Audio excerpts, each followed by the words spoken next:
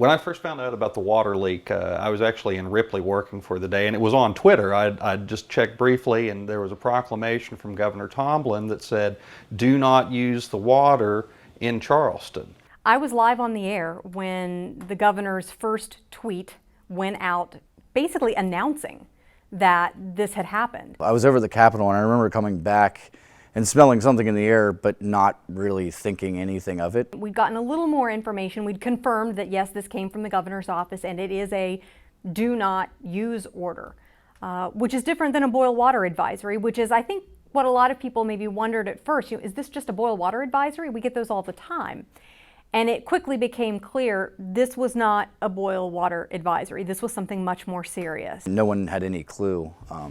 Surprising enough, the instinct didn't kick in for everyone in that area immediately, but I remember coming back to the station, and a few hours later we found out, and then West Virginia American Water, and the governor's office issued the do not use notice, or the ban on using using the water for anything except to flush the toilet or to put out fires. Seeing the infrastructure come into place basically for emergency water rationing was interesting, not only because no one was prepared for it, but also trying to fathom what it was like to be completely cut off, to not have an appropriate supply of drinking water, or to only have to be able to shower in a public space every couple of days if you're lucky. Spill occurs on the Elk River. The Elk River is a water source for that area because it's so clean, right? And it is surrounded by a lot of dirty water. I mean, the cost of treating the Kanawha River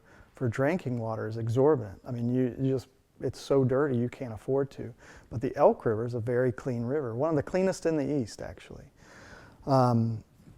And so you see how dependent then we have become as a state on our few really clean, productive water sources like the Elk River. And as we lose rivers and their value of drinking water and become dependent on very few, then we become very susceptible to something that would seem like to be a localized event. And instead, that localized event, it touched a third of the state, the residents. I was lucky. I had water.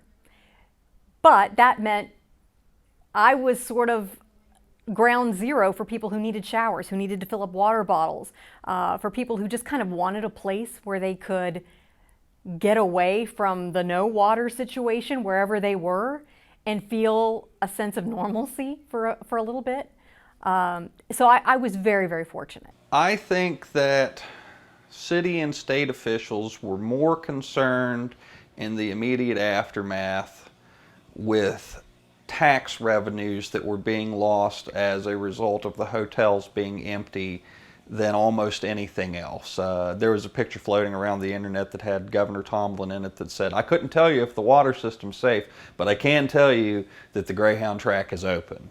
And I think that is a really nice way to sum up the knee-jerk attitude of our elected leaders in the days immediately following. It wasn't necessarily about the loss of confidence from the citizenry. It was panic at the loss of tax revenues that it was causing by shutting down food service businesses and hotels and other water-intensive industries. But what we saw from that chemical spill is that when we don't have water, it creates a serious, serious situation, and not one that's just, environmentalists care about it.